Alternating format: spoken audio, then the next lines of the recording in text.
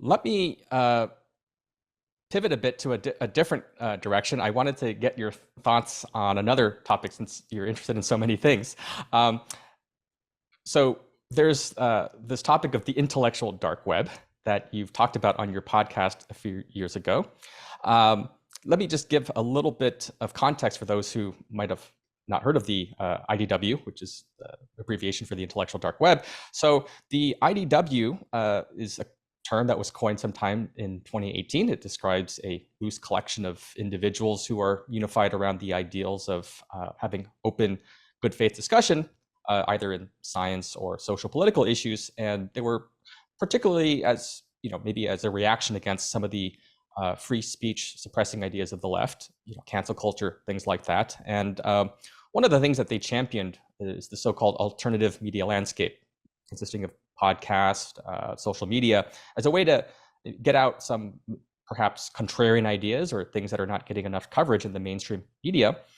Of course, post-COVID and the 2020 election, there's been a lot of disinformation that's rampant. So it's been a hot button issue about what kinds of open discussions we ought to have and who should be on certain platforms or who even gets a platform.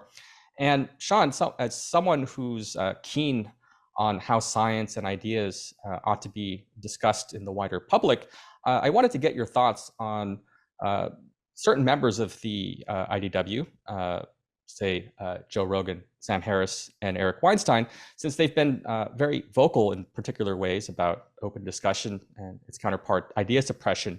And you've also directly interacted with these individuals. So maybe let's just go through them one by one. Let's start with Joe. Joe, well, he's very famous for his podcast. You've been on it twice. But he's gotten into some hot waters recently due to, he's platformed some controversial guests or ideas. Not you, of course. But the people who have criticized him haven't, typically met him, and you have. So I'm curious, what are your thoughts on Joe, his podcast, and what responsibilities he might have, if any, as a podcast host? The responsibility question is an interesting one, and it's a tough one. Joe, like most people who go on the show on his podcast will say, like, you like Joe Rogan personally. He's an affable guy. He's genuinely curious. He's interested. He's easy to talk to. Since COVID came along, which was, I was only on the show before COVID. I haven't been on since. He's really trafficked in some very wild, conspiratorial, anti-scientific ideas. And I think that that's bad. So Joe would say, look, I'm just talking on the internet, asking questions. And I think that he's very genuine if he says he had no idea it would get this big and get this many listeners. But on the other hand, it did get this big. He gets paid to do it. And so the question of do you have a responsibility becomes a tricky one. On the one hand, I just want to be on the internet and spout my stuff and, no one has to listen to me. True. On the other hand, you're not returning the money. You're making an effort to get all those people to listen to you and you're making a living off of it. So I think there is some responsibility there, but I don't mostly like to frame the debate in terms of responsibility. Where I see the interesting wrong turn being made here is in the idea that someone is just asking questions, right? Like, how can it hurt to just ask questions about this topic or that topic? There's no such thing as just asking questions. And that's the important philosophical point I think that people don't get. There's literally an infinite number of questions you can ask. There's literally an infinite number of true facts you can state. So by the very fact that you ask only a finite number of questions and state only a finite number of facts, you are editing, you are filtering, you are choosing things. And I think that rather than talking about responsibility, I think that the fact that Joe does platform a whole bunch of people with certain views and not people with other views on the other side, that's something that is absolutely valid to criticize him on. And I think that, one should take a case by case basis. I think it's sort of lazy to sort of try to group people together in simplistic categories. But I think that, you would have to go through all of the guests he's had. And honestly, I haven't. I'm not actually a regular listener. I don't listen to that many podcasts regularly because I make my own podcast. And that's all the time I have besides doing my own work. I also share the same sentiments. I don't regularly listen to Joe Rogan, and I'm also busy with my own podcast. I listen to yours regularly. But on that topic of, I guess, curation, I mean, I guess Joe has done a good job of bringing on, guests like yourself and other scientists. Do you think maybe he just took a wrong turn in a few directions, or is I mean, do Well, you care to look, speculate on why he's curated certain guests or and not others? I don't really want to speculate too much, but every human being has biases, and biases is just sort of negative balanced way of saying it. Every human being has opinions. Okay, every human being thinks that certain things are interesting and certain things are not interesting, and so Joe Rogan has every right to have his interests and so forth, but then those show up in who he invites onto the show and what they talk about, and many people listen to the show. I think that the it'd be perfectly okay if he said, I just want to call people up and have a Zoom with them and talk about whatever I want. Then I would have no criticisms about whoever he is talking to. But when he's talking about science and things that are related to a pandemic or social justice issues for that matter, then the fact that you show one side or you show two sides, but way out of balance to how they actually appear in the intellectual discussion, that's meaningful. That's something that can be criticized. And, I don't think that Joe Rogan has evil in his heart. When I was on the show, we talked a lot about the fact that women are discriminated against in science. And he was absolutely on board with that. Like for the next 2 weeks, he was tweeting out links to show how women are discriminated against in science. But then other people appear on the show and they say other things, and he changes his mind or becomes interested in other things. I wouldn't, as a listener, I would recommend to listeners out there, don't emphasize Joe Rogan that much, right? Don't worry about what Joe Rogan is doing. But I think it's fair to worry about the impression that he's giving to other people. Okay, great, fair enough. Okay, let's move on to the next person I wanted to get your thoughts on, and that's Sam Harris. Unlike Joe, I listen to Sam Harris's podcast with some regularity since it provides good food for thought. Sam has said a lot about free speech and the like, but I'd rather go down a different angle, one where you two have intersected. A few years ago, you had a debate with Sam Harris over the nature of free will and some fine-grained details about morality. And the debate ended with some kind of impasse between the ought versus is distinction and what are some acceptable axioms for morality. I'm curious if there's been any kind of follow-up or resolution to that. And overall, what are your thoughts on Sam Harris's views of morality being under the purview of scientific, the scientific domain, that we can use scientific tools to answer moral questions? Do you find anything fundamentally flawed with that view, or are you happy to agree to disagree, as I'm sure you are with some of your philosopher colleagues? Well, Sam Harris is an interesting case because it's a reminder that these descriptions or labels like IDW are not very descriptive sometimes. It's a group of very different people in many ways. And I think that Sam sort of is in a slightly different category than some of the other people who are generally called IDW. In fact, I vaguely think that he He dissociated turned in himself his with the label. yeah, he turned in Something his like that. IDW card. I think that was the Yeah. phrase. Yeah. Sam Harris, I disagree with a lot, but he's very worth talking to, and I don't think that about about some other people in the IDW. So, and I think that the free will thing, honestly, I think, and I've said it before, is the most boring discussion it is possible to have, and I try very hard not to have it too much. Basically, I think that the world, including human beings, obeys the laws of nature, the laws of physics, laws of biology, and all that stuff. If what you mean by free will is I can violate the laws of physics by thinking, then that kind of free will does not exist. But if what you mean by free will is it makes sense to treat human beings as agents making decisions and try to influence those decisions and try to judge some of those decisions as better or worse, then literally everybody does that. No one can possibly deny that's the thing to do. Even the people who are most anti-free will are doing that all the time. So I don't think there's a lot of interesting things to say about it. And I told that to Sam before our podcast discussion, but it was clear that he really just wanted to talk about free will. The morality question is very different because there it is a non-trivial question. And again, he and I are on opposite sides, but the sides we end up on are both populated by very smart people with different sets of reasons. I do think that it's in his particular justification for moral realism and objective moral truths, it's pretty easy to pinpoint the logical flaws there. I did, when I wrote my book, The Big Picture, I looked around for what is the most philosophically cogent and persuasive effort to show that you can derive an ought from an is, because I think it's pretty obvious you can't. I found this paper by John Searle, who is a quite a famous philosopher. He's a little bit disgraced because of sexual harassment complaints since then, but he is known for philosophy back in the day. It was called How to Derive Ought from Is. So I eagerly looked it up, and it was just terrible. It was like, I would not give a good grade to this paper in an undergraduate philosophy course. It was just really bad.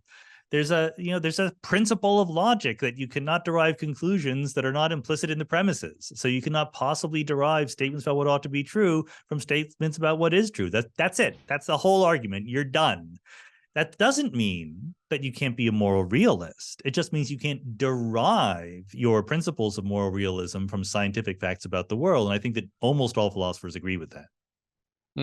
Okay. I have read The Moral Landscape, and I think Sam puts forth some very good arguments. I don't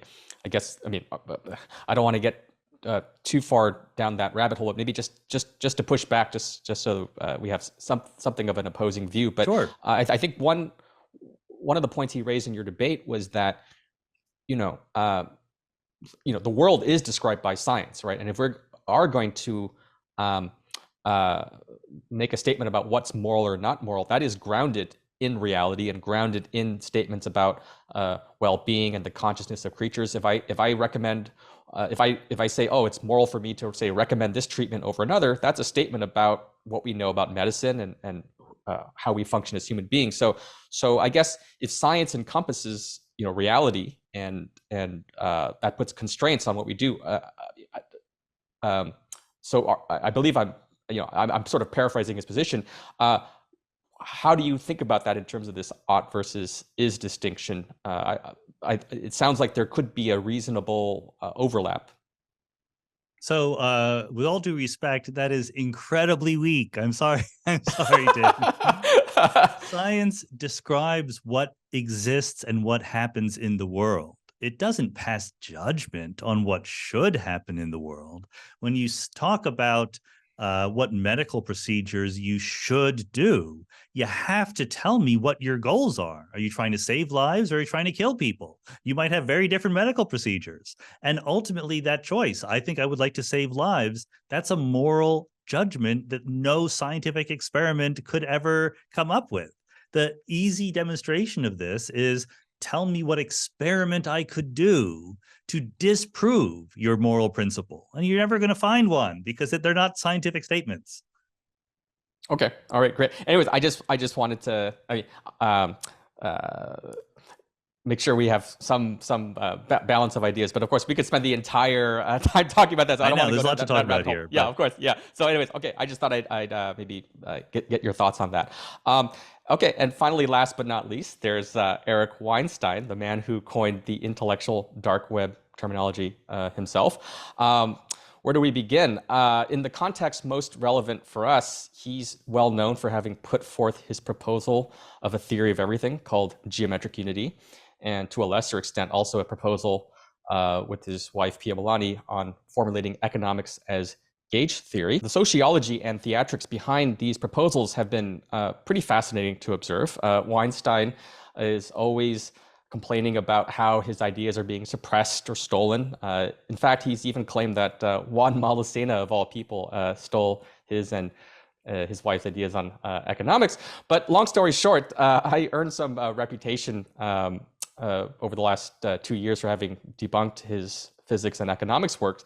But actually, you got in earliest in some sense on the debunking back in 2013 when the work came out as a lecture series at Oxford University. Your wife, Jennifer Ouellette, was the first to criticize the work. She wrote an article criticizing, among other things, that there was no paper associated to this release. So given that we intersect in this unusual way, I'm just curious what your thoughts are on Weinstein, his work, and the attention he's received. I think roughly speaking, there's little to nothing of scientific interest here. There's lots of people who write papers. I get them in the mail every day. Lots of people have opinions about how the world works at a fundamental level, and you can ignore them. It's very, very easy to ignore them. For whatever reason, the interesting question is, how did so much attention get focused on this particular set of efforts? And Jennifer's article and my comments at the time had nothing to do with the substance of Eric's theories or ideas because we didn't know what they were.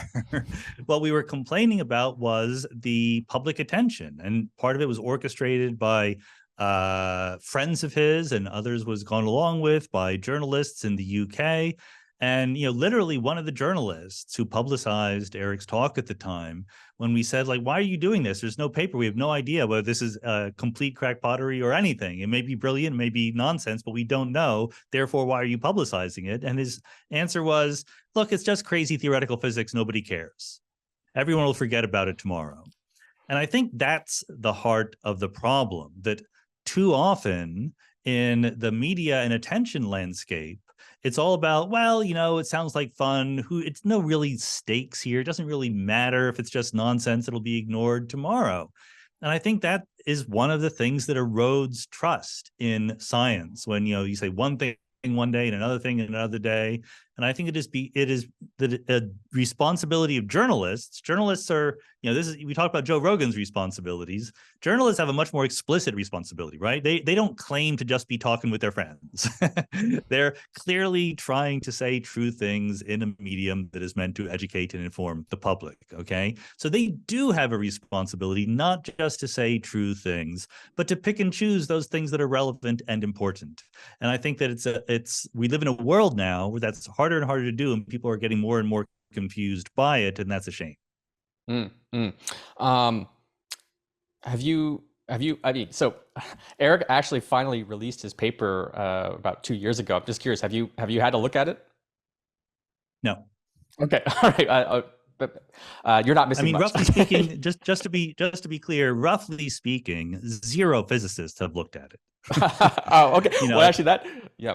Mm-hmm. I have met Eric, and I have talked to him at conferences and things like that. He is not a world-leading theoretical physicist. This is not something that is going to be a thing. Like, again, he can have ideas. He can submit a paper to the Physical Review. The editor will look at it. It's not complicated. But I got better things to do. I got real people to talk to and real work to do. Sure. Well, that takes me to this final thread I want to close out with regarding Weinstein, which is that one interesting feature of this whole geometric unity story is the role that your colleague Brian Keating plays in it.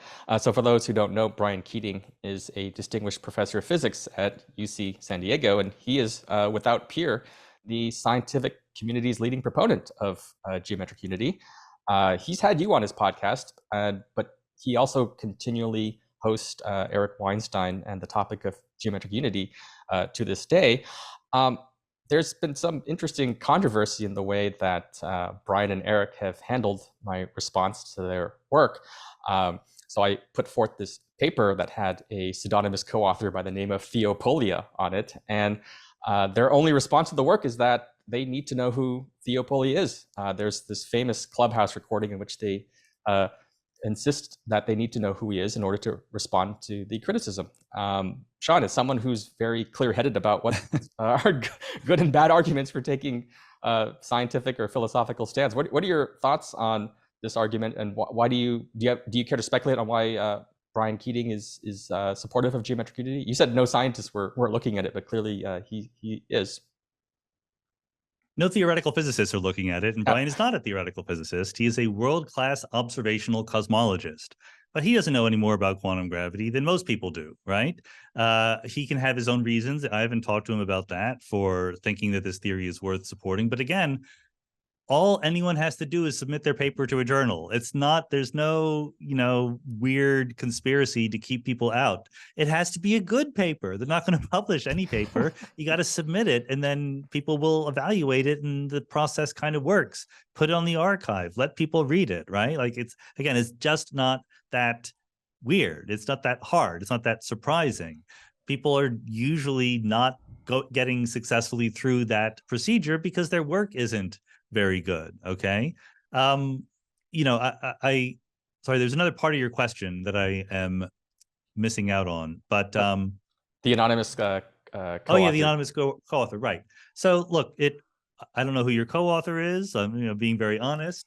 I have no special problems with anonymous co-authors, but it just shows that none of this is serious. Not your anonymous co-author, but their response to it, Eric's response to it, right? Like you can just respond to the science, you can respond to the intellectual critique, etc. If that's what you want to do.